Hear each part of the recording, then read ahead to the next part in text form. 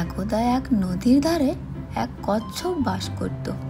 সে অনেক খুশিতে দিন কাটাতো, কিন্তু সে অনেক ধীরে ধীরে হাঁটত। একদিন সেখানে এক সুন্দর রাজহাঁস উড়ে এসে নামে। সে দেখতে খুবই সুন্দর ছিল এবং অনেক দ্রুত উড়তে পারত।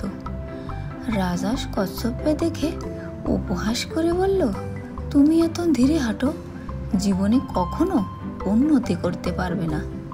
কচ্ছপ হেসে বলল, সবাই নিজের গতিতে চলে, আর লক্ষ্যে পৌঁছানোটাই আসল।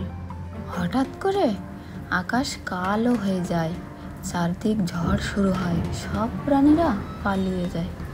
কিন্তু ঝড়ের প্রচণ্ড বাতাসে রাজহাঁস উড়তে পারে না, সে অনেক বিপদে পড়ে যায়।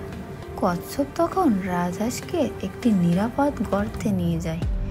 ঝড়ের সময়টা তারা দুজনে একসাথে পার করে। ঝড় থেমে যায়। রাজহাঁস বলে, আমি ভুল ছিলাম, ধন্যবাদ বন্ধু। কচ্ছপ বলে, ধীর হওয়া দুর্বলতা নয়,